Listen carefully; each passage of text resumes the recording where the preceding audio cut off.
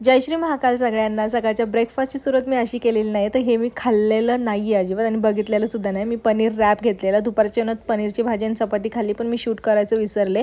Paneer rap बाहेर गेल्यानंतर असंच हेल्दी ऑप्शन शोधावं लागतं. इतकं पण हेल्दी नाही, पण त्याने माझ्या डाएटला नुकसान नाही झालं. मृत्युंजय कादंबरीमध्ये आपण पाहिलं की शौन आणि कर्ण हे हस्तिनापूरला पोचलेले आहेत. कर्णाला कुंती देवींचा रथ देण्यात आला आहे रथयात्रेसाठी, म्हणजेच गावातल्या लोकांना त्यांना भेटण्याची इच्छा होती, त्यामुळे त्यांची रथयात्रा निघणार होती. त्याला 5च अश्व होते. असं का विचारल्यावर कुंतीदेवी 5च अश्व लावायचे हे आपण मागेही मृत्युंजय कादंबरीमध्ये पाहिलं होतं. कर्णाने स्वतःचं 6वं अश्व लावलेला आहे, तो सेम कर्णासारखाच आहे. पुढे काय झालं ते उद्याच्या भागात सांगते. वर्कआउटला सुरुवात झालेली, फुल बॉडी वर्कआउट केलेला आहे. जिममध्ये सुद्धा मी गेलेले, वॉर्मअप केलं, पण मला इमर्जन्सी घरी यावं लागलं. ही सगळी तुम्ही पॅकिंग बघू शकता.